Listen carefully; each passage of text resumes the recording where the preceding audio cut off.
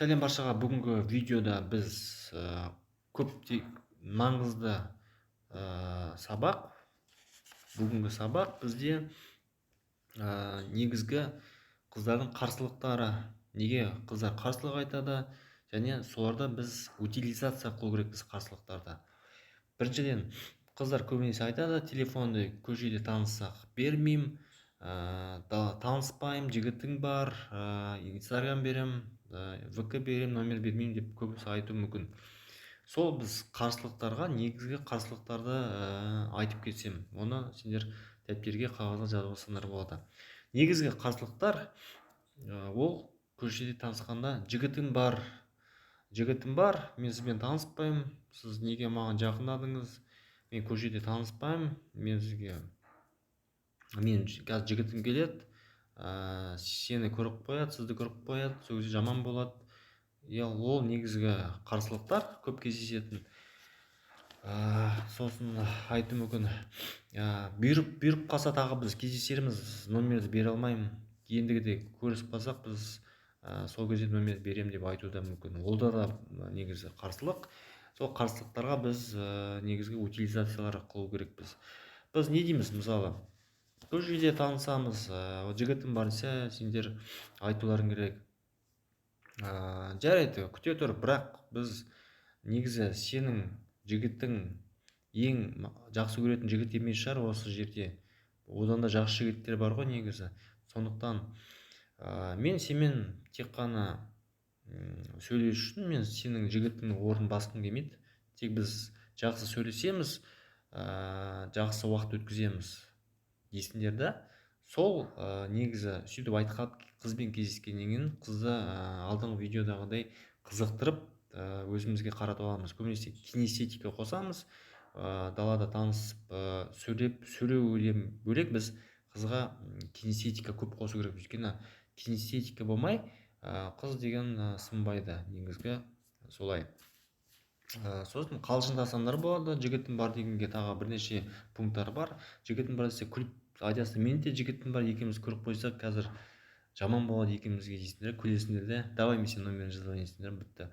Үшінші вариант, бізде жігітім бар десе айтасыңдар, мен ешнәрсе білмеймін, давай номер жаз деп тұрып аласыңдар, болды, номер жаз, болды. Мен ондай ешнәрсе жігіт деген естігім келмейді дейсіңдер, номер сұрайсыңдар, болды. Қыз деген я деуі мүмкін, жоқ деуі мүмкін. Көбісі қыздар номерлерін береді. Өйткені қыздар әр кездесуде сені тексере береді. Әр свидание болған сайын сендер тексере береді. Тексерісте сол негізгі. Жігітім бар, уақытым жоқ, кездескеннен айтады. Давай ертең кездесек десеңдер, айтады, ой, мен уақытым жоқ, мен ауырып тұрмын. Өңге сылтаулар, оларға қыздарға сенудің қажеті жоқ, өйткені олар өтірік айта береді. Ертең кездесе алмаймын, қолым тимейді, ауырып тұрмын, біреудің тойы, біреудің туған күні, давай сосын бір күні қолым босағанда мен саған жазармын дейді, немесе сен маған звондарсың бір күні қолым босағанда деп сылтаулар етеді. Сосын кездесу дегенде сендер алдыңғы видеодағыдай техниканы қолданасыңдар, қызықтырасыңдар қызды. Предогенератор, степ, қызды кішкене кемшіліктерін айту, кинестетика, соңында кинестетикамен бітіресіңдер, болды. Тағы негізгі айтар, әсіресе көшеде танысқанда, қызға жақындағанда қыз айту мүмкін, давай мен саған инстаграмды берейін, мен номер бермеймін көшеде дегенде не дейміз? Ол кезде біз айтамыз, тыңдашы, мен өзім негізі салмақты жігітпін, серьезный жігітпін, номерін қазір жазып алайын, мен саған үйге барғаннан кейін хабарласып звондаймын. Сол кезде мен ондай көп звондайтын жігіт емеспін, мазағыңды алатын. Сөйлесеміз, болады, сөйлеспейміз, болмайды, давай дейсіңдер да, номер жазасыңдар. Сол кезде қыздар номерін береді. Сол кезде айтасыңдар, маған инстаграм, мен ондайда отырмаймын, мен ондай қызықпаймын, маған номер қызық дейсіңдер да, номерлерін жазып аласыңдар. Немесе андай бар, инстаграм беремін, номер бермесем, тыңдашы, давай номерді, давай тыңдап тұрмын сені, бер дейсіңдер, жазып аласыңдар. Екі түрі бар негізгі. қыздардың қарсылықтарына утилизация қылу. Так, тағы да маған көптеген подписчиктер жазып жатыр. Көбісі іштері кішкене жүректерін алып қалады да негізі.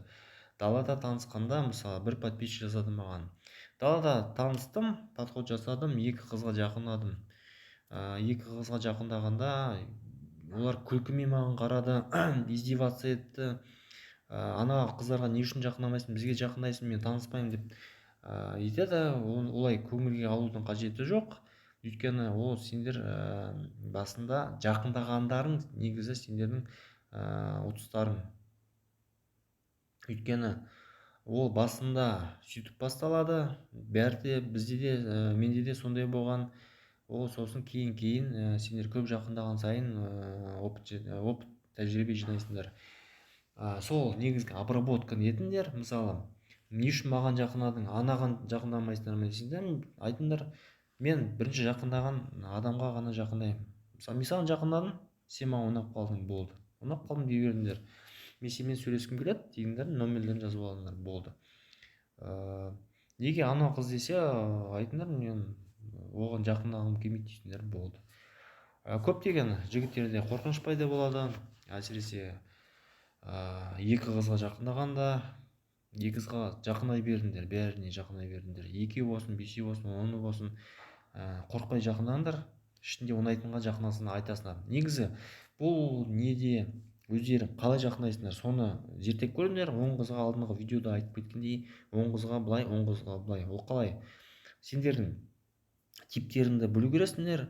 Ол қандай тип? Мысалы, сендерге салмақты жақындаған қыздарға ұнай ма, немесе күліп ұнай ма? Соны екеуін көресіңдер. Күліп жақындаңдар 10 қызға, салмақты жақындағанда 10 қызға. Қайсысында бізде тәжірибе көп, сол сендердің стильдерің. Мысалы, менің стилім салмақты жақындау. Мен қыздарға жақындаймын да айтамын, номерін бер, андай мындай десем, олар береді. Егер күліп ондай етсеңдер, онда қыз номер бермеуі де мүмкін да. Оны өздерің көресіңдер жақындап, қандай сендерге стиль сай, сол стильге орай сендер жақындайсыңдар. Сол негізгі жігіттерде қателіктер. Көбісі жүректерін алып қалады, далада жақындайды да күйіп қалады. Ол негізі дұрыс, ондай болғанда дұрыс. Өйткені сендер басында үйреніп жатсыңдар, 100 қызға жақындаңдар, 100 қыз ішінде сендербен 20-30 танысып, оны сендерді ойлап тұрса да жаман емес негізі. Сол негізгі бүгінгі видео, қыздардың қарсылықтары. Негізі бұл үлкен объемда түрде тема, оны айтсақ ұзақ болады. Ол қарсылық әр қыз, әр свидание, әр кездескенде сендер тексеріп тұрады.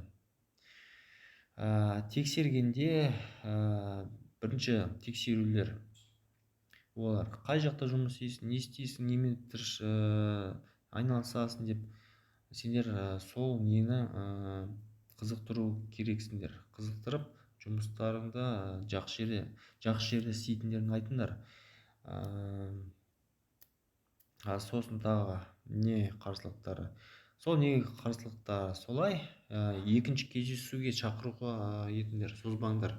Өйткені бірінші кездесуде уақыттарың болмаса, екінші кездесуде сендер пландаңдар. Мысалы, бүгін кездесесіңдер, бір свидание қызықтырдыңдар, 1-2 күннен кейін тағы да кездесіңдер. Ол кезде сендерде кинестетика пайда болады. Кинестетика бірінші кездесуде болса тіпті жақсы.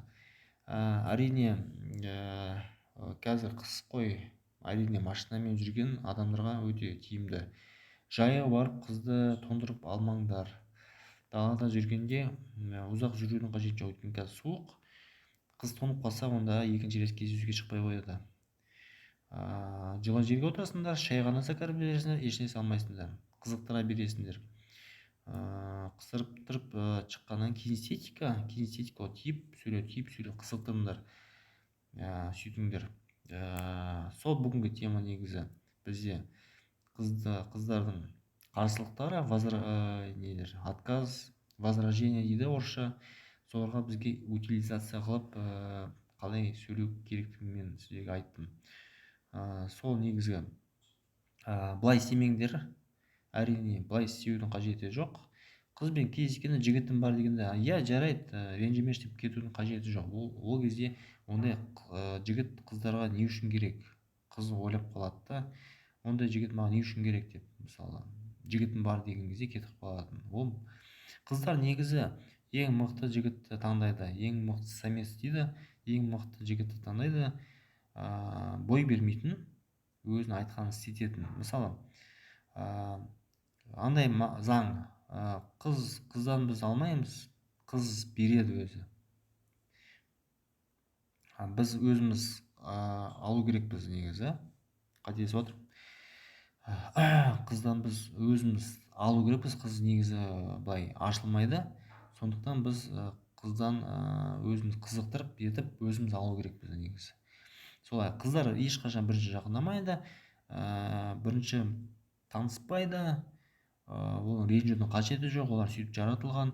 Сондықтан біз пысықтық нені қосамыз да, қызықтыруды қосамыз да, айта береміз. Мысалы жоқ, айтқанын істеткіземіз. Мысалы саған кездескің келе ме, айтасыңдар, мен сені көргім келіп тұр, бүгін кездесеміз кешкі 7-те, болды.